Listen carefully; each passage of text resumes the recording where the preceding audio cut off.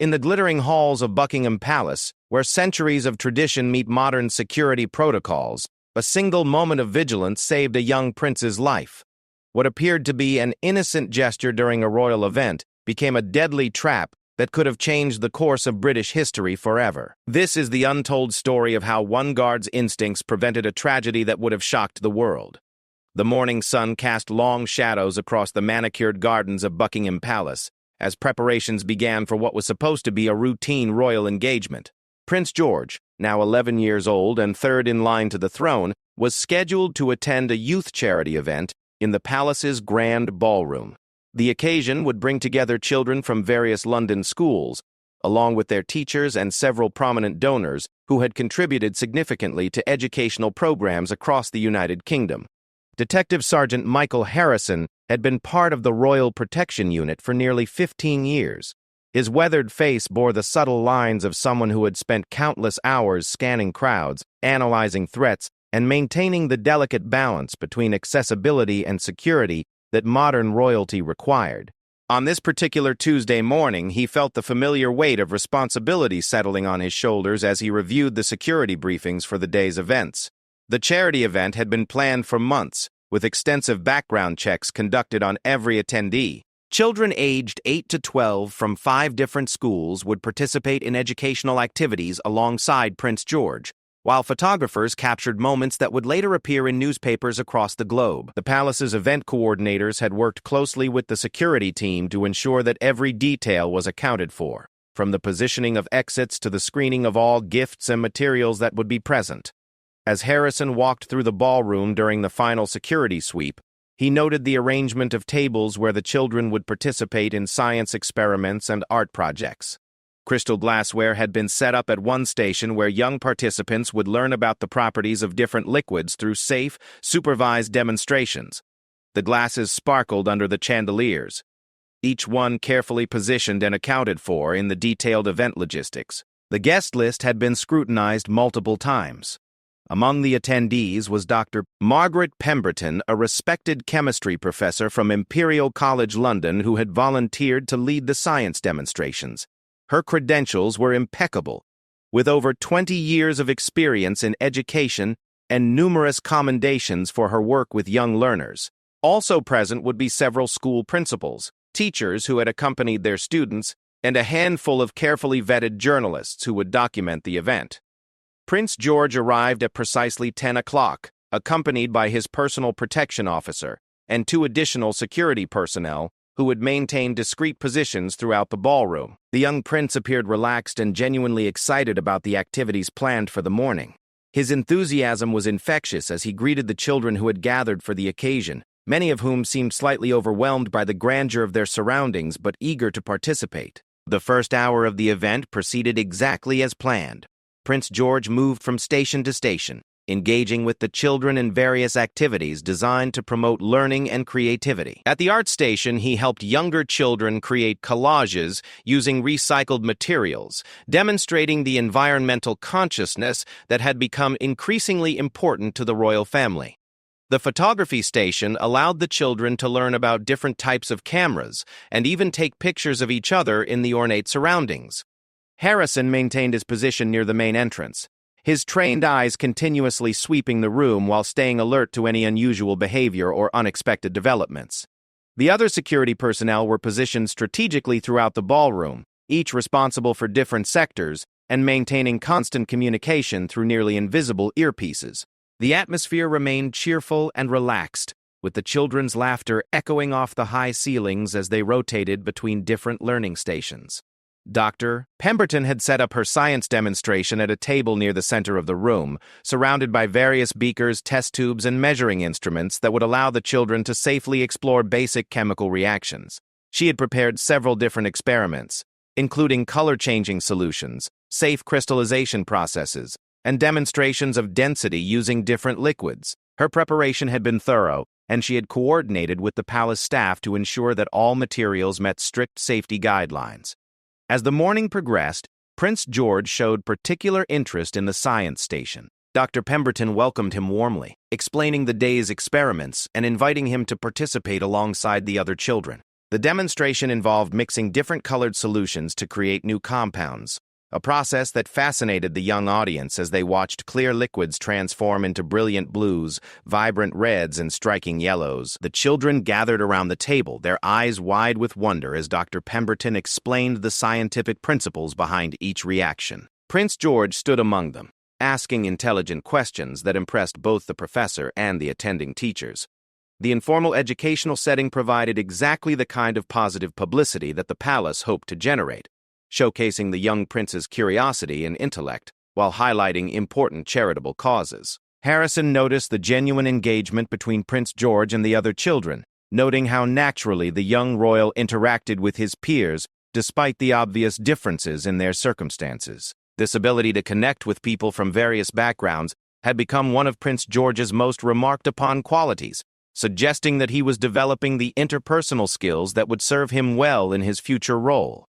As the science demonstration neared its conclusion, Dr. Wokel Pristine Pemberton prepared a final experiment that would serve as the highlight of her presentation. She had arranged several glasses containing different solutions, explaining that when combined in the correct proportions, they would create a spectacular color display that would serve as a fitting end to the morning's activities. The children pressed closer to get a better view, their excitement building as they anticipated the dramatic finale.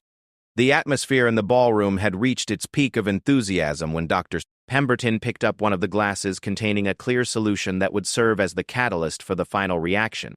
She began explaining the process to the gathered children, holding the glass up to the light so they could observe its clarity before the transformation would begin. Prince George stood directly in front of her, his attention completely focused on the scientific explanation. It was at this precise moment that Detective Sergeant Harrison noticed something that made his blood run cold.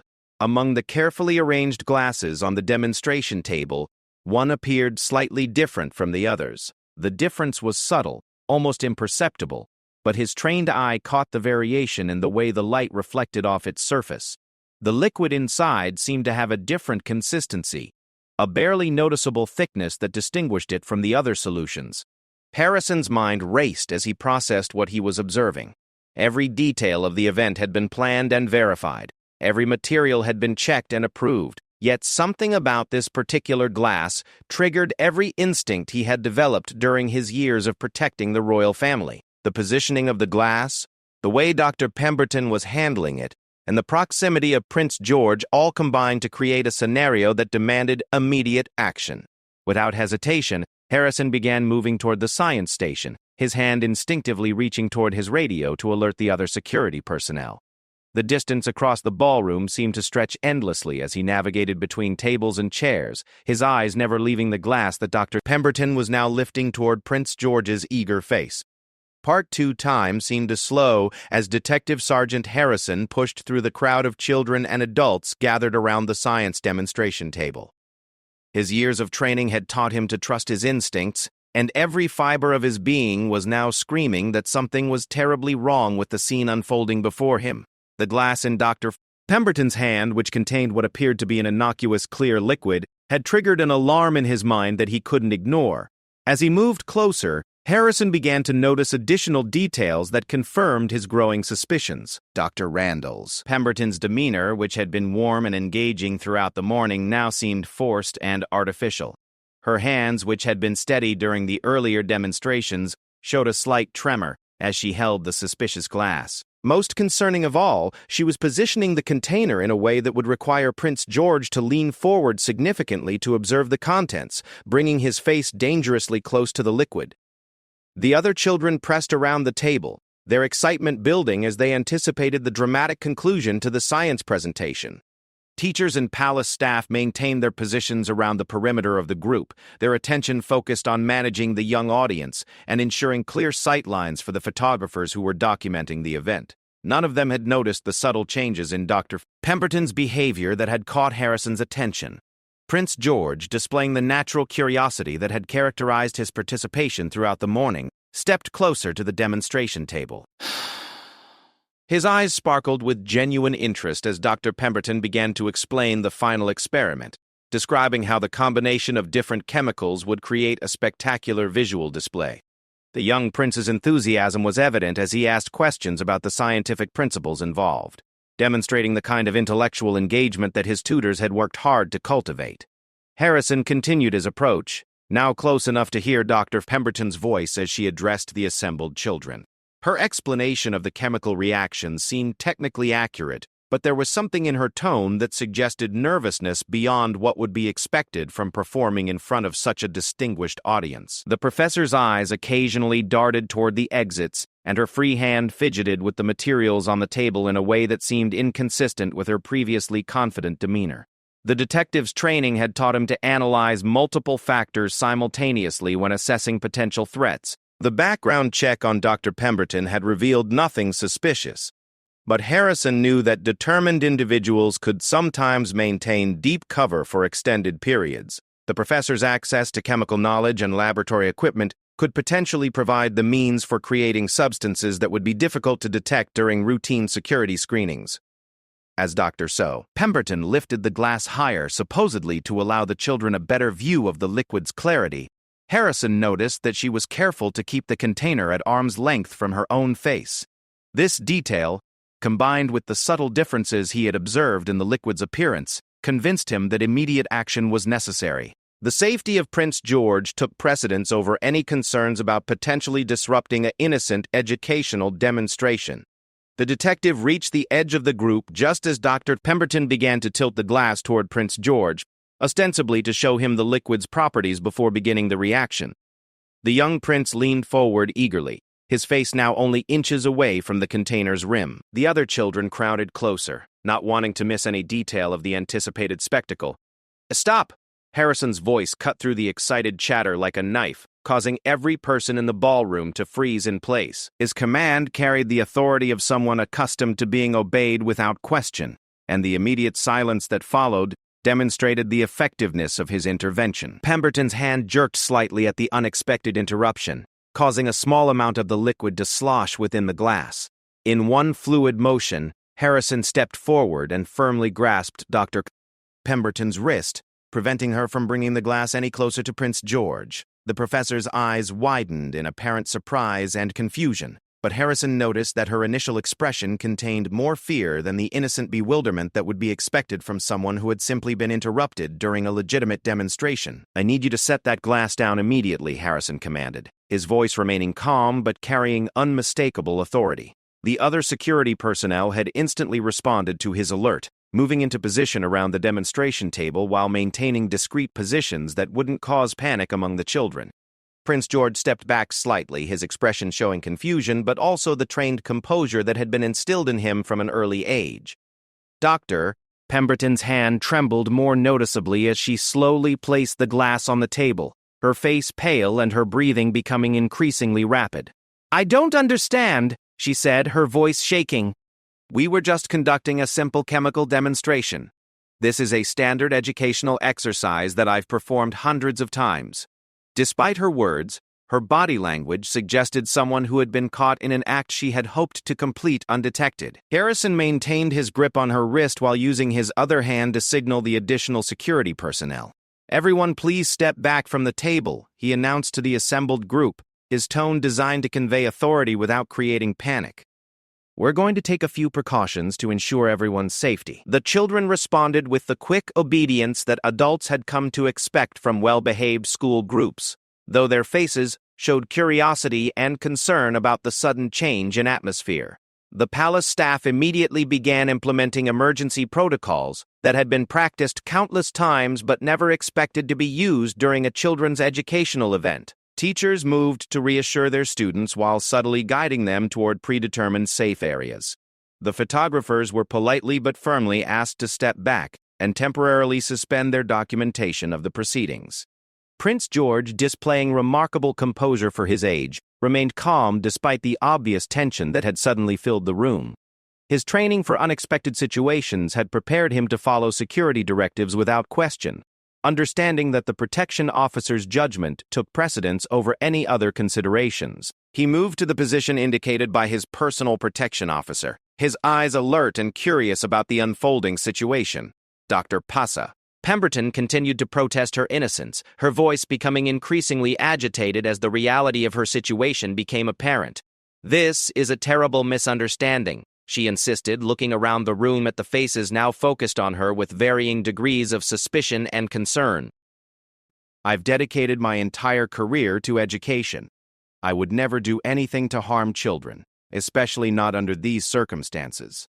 Harrison had seen enough deceptive behavior during his career to recognize the signs of someone whose carefully constructed plan had been disrupted.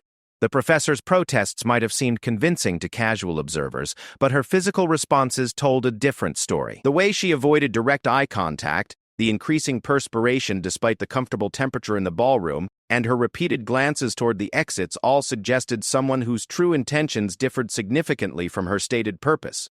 The detective carefully examined the suspicious glass without disturbing its contents, noting details that confirmed his initial concerns. The liquid's consistency was indeed different from the other solutions on the table, and there was a faint odor that seemed inconsistent with the materials that should have been present for a standard chemistry demonstration. His experience with various types of threats had familiarized him with the characteristics of substances that could be dangerous in close proximity. As the security team worked to secure the area and ensure the safety of all attendees, Harrison reflected on the split-second decision that had prompted his intervention. Years of training and experience had compressed into a moment of instinctive action that might have prevented a tragedy of international proportions. The potential consequences of allowing the demonstration to proceed were too serious to contemplate, regardless of whether his suspicions ultimately proved correct. The atmosphere in the ballroom had transformed completely from the cheerful educational environment that had characterized the morning's activities. What had been intended as a positive showcase of royal engagement with charitable causes had become a security incident that would require careful investigation and analysis. The safety of Prince George had been preserved, but the implications of the interrupted demonstration would resonate far beyond the palace walls. Part 3. The immediate aftermath of Detective Sergeant Harrison's intervention created a carefully controlled chaos within the ballroom as security protocols shifted into high gear. Within minutes, additional personnel arrived to secure the scene while maintaining the appearance of calm professionalism that the situation demanded. The safety of Prince George remained the primary concern, but the broader implications of what might have been attempted required immediate and thorough investigation. Dr. Margaret Pemberton found herself isolated at the center of attention, surrounded by security personnel who maintained professional courtesy while ensuring she could not leave or interfere with the evidence. Her protestations of innocence continued, but her demeanor had shifted noticeably from the confident educator who had begun the morning's demonstration to someone clearly under extreme stress. The transformation was subtle but unmistakable to trained observers. "I need to understand what's happening here," Dr. Pemberton said, her voice carrying a tone of forced indignation that didn't quite mask an underlying fear. "I've been working with children and educational programs for over 20 years. This treatment is completely inappropriate and potentially damaging to my professional reputation." Despite her words, she made no attempt to reach for the suspicious glass or interfere with the security team's examination of the demonstration materials. Harrison coordinated with the other protection officers to ensure that Prince George was safely removed from the immediate area, without creating unnecessary alarm among the attending children. The young prince's personal protection officer guided him to a secure location within the palace where he could be thoroughly examined by medical personnel as a precautionary measure. The process was handled with the kind of discreet efficiency that characterized royal security operations. The children who had been participating in the event were managed with particular care to minimize trauma and confusion. Teachers worked closely with palace staff to provide calm explanations about the temporary interruption while guiding their students toward alternative activities in other areas of the building. The official story, distributed immediately to prevent speculation and rumors, described a minor technical issue with the demonstration equipment that required professional attention. Meanwhile, Harrison began the delicate process of securing the suspicious glass and the other materials from Dr. Pemberton's demonstration. Every item on the table would need to be analyzed by specialists who could determine the exact composition of the various solutions and identify any substances that shouldn't have been present. The detective's years of experience had taught him that evidence collection in such situations required meticulous attention to detail. The palace's medical team arrived within minutes to conduct preliminary assessments of anyone who might have been exposed to potentially dangerous substances. Prince George submitted to a thorough examination that confirmed he had not been harmed, but the medical personnel would continue monitoring him for several hours as a precautionary measure. The other children who had been closest to the demonstration table were also examined, though their exposure had been minimal. Dr. Calma Canaris, Pemberton's behavior during the medical examinations provided additional insights into her state of mind. While she complied with the procedures, her responses to questions about the materials she had brought became increasingly evasive. When asked to provide detailed information about the source and composition of her solutions, she claimed that some of the containers had been inadvertently mixed up during transportation from her laboratory. The initial analysis of the suspicious glass revealed Harrison's instincts had been correct. Laboratory specialists quickly determined that the liquid contained compounds that were entirely inconsistent with educational chemistry demonstrations. The substance showed characteristics of materials that could cause severe injury through inhalation or skin contact, confirming that the detectives' intervention had likely prevented serious harm to Prince George and potentially other attendees. As the investigation deepened, Dr. Pemberton's background came under intense scrutiny. While her official credentials remained legitimate, investigators began uncovering connections that had not appeared in the initial security screening. Financial records revealed significant debts and pressure from creditors that might have made her vulnerable to external influence. Communication records showed contact with individuals whose own backgrounds raised questions about their intentions. The discovery of Dr. Nabuas Pemberton's financial vulnerabilities opened new avenues of investigation as authorities worked to determine whether she had acted alone or as part of a larger conspiracy.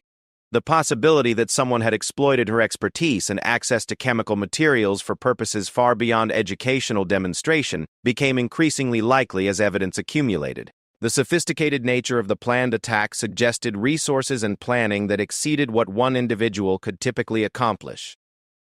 International security agencies were quietly alerted to the incident as investigators worked to trace the source of the dangerous materials and identify any additional threats that might exist. The attack's potential to disrupt the British monarchy and create international instability meant that resources from multiple agencies would be dedicated to understanding the full scope of the plot and preventing similar attempts in the future. Prince George, meanwhile, remained under enhanced security protection while maintaining his regular schedule as much as possible. The decision to continue with normal activities reflected the royal family's determination not to allow security threats to disrupt their public duties or send messages of fear to the British people. However, additional precautions were implemented for all future public engagements involving the young prince. The media coverage of the incident required careful management to balance public awareness with security considerations. Official statements acknowledged that a security matter had been resolved successfully, without providing details that might compromise ongoing investigations or encourage copycat attempts. The focus remained on praising the effectiveness of royal protection services while reassuring the public about the safety of the royal family. Dr. Pemberton's interrogation revealed the psychological pressure that had led to her participation in the plot.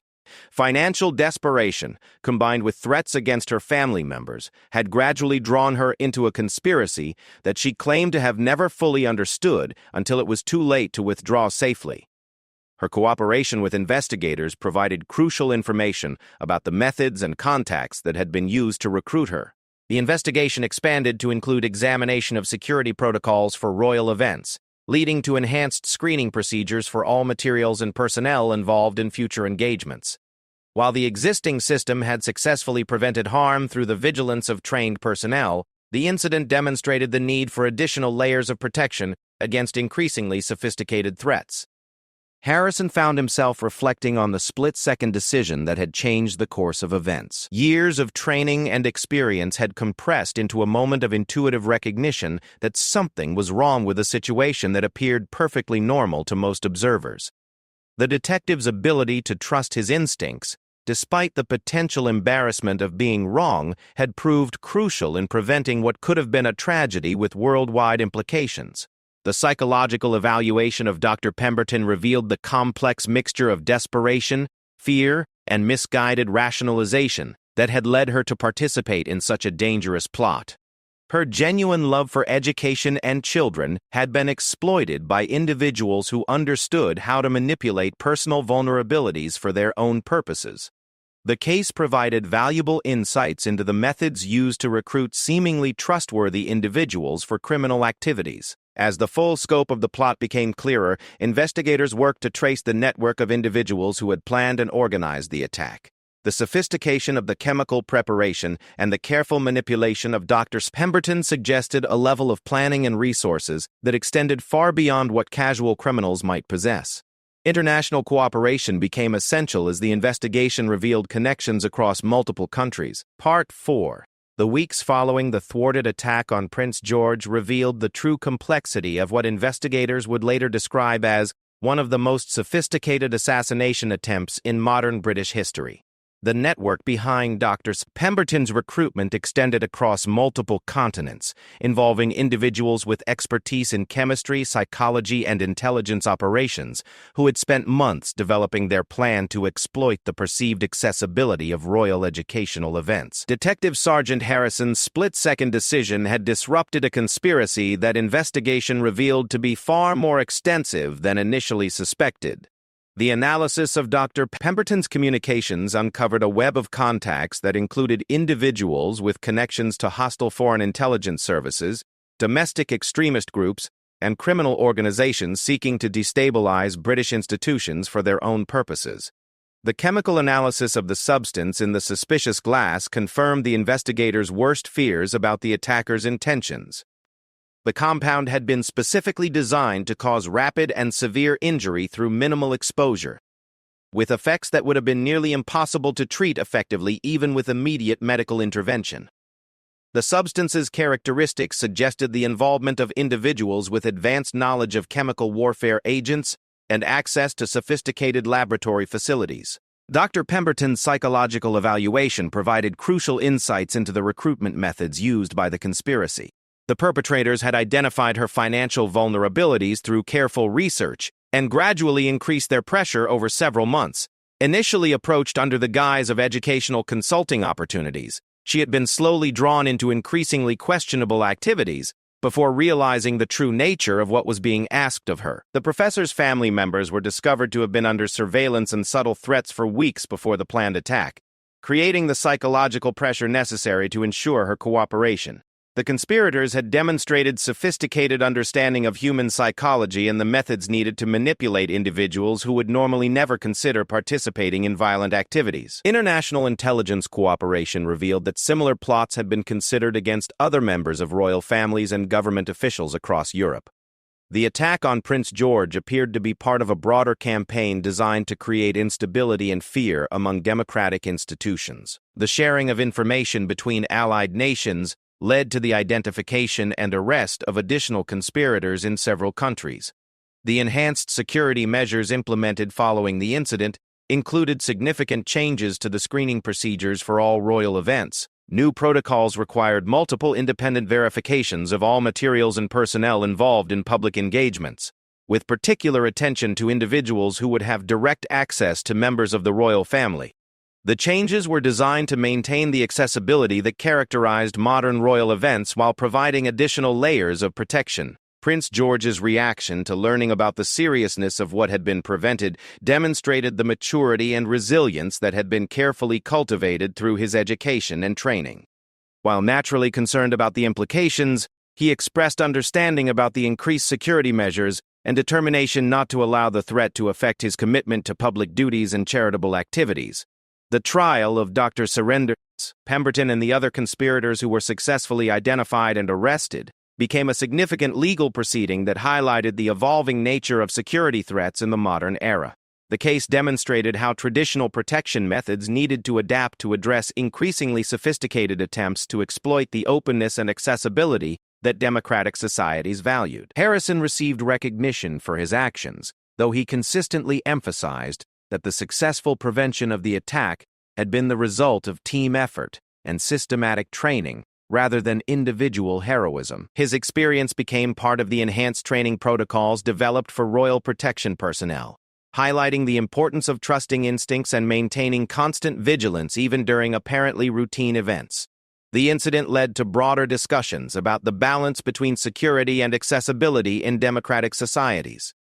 While the threat had been successfully prevented, It raised questions about how public institutions could maintain their openness and connection with citizens while protecting against increasingly sophisticated attacks from hostile actors. Educational institutions across the country reviewed their own security protocols in response to the attack's methods. The exploitation of Dr. Pemberton's expertise and access highlighted vulnerabilities that existed in many settings where trusted professionals had regular contact with vulnerable populations. New guidelines were developed to help institutions identify and respond to signs that personnel might be under external pressure or coercion. The international intelligence community used the case to develop improved methods for identifying and disrupting similar plots before they could reach the execution phase. The conspiracy's sophistication demonstrated the need for enhanced cooperation between agencies and more proactive measures to identify individuals who might be targeted for recruitment by hostile organizations. Dr. Pemberton's cooperation with investigators, while not excusing her participation in the plot, provided valuable intelligence that led to the prevention of additional planned attacks. Her detailed information about recruitment methods and communication procedures helped authorities identify and monitor other individuals who might be at risk of similar exploitation. The psychological support provided to all individuals who had been present during the attempted attack included ongoing counseling for the children who had witnessed the dramatic intervention. Child psychologists worked carefully to help the young participants process what they had experienced while minimizing long-term trauma and maintaining their positive associations with educational activities. Prince George's continued participation in charitable and educational events demonstrated the royal family's determination not to be deterred by security threats. However, the enhanced protection measures that became standard following the incident reflected the reality that the modern world posed challenges that required constant adaptation and vigilance from security professionals. The case study of the thwarted attack became required reading for security personnel protecting high-profile individuals around the world. The incident illustrated how threats could emerge from unexpected sources and emphasized the importance of comprehensive background investigations, continuous threat assessment, and the cultivation of instincts that could recognize danger, even when it appeared in familiar and trusted forms. Years later, as Prince George continued his education and preparation for his eventual role as future monarch, the incident remained a crucial reminder of the complex security challenges that accompanied public service in the modern era. The dedication of individuals like Detective Sergeant Harrison ensured that such threats would continue to be met with the vigilance and professionalism necessary to preserve democratic institutions and protect those who served the public good. The legacy of that morning in Buckingham Palace extended far beyond the immediate prevention of tragedy. It demonstrated the effectiveness of professional security services, the importance of international cooperation in combating sophisticated threats, and the resilience of democratic institutions when faced with attempts to undermine their stability and accessibility. Most importantly, it confirmed that the dedication and training of individuals committed to public safety remained the most crucial element in protecting the values and institutions that society depended upon for stability and security.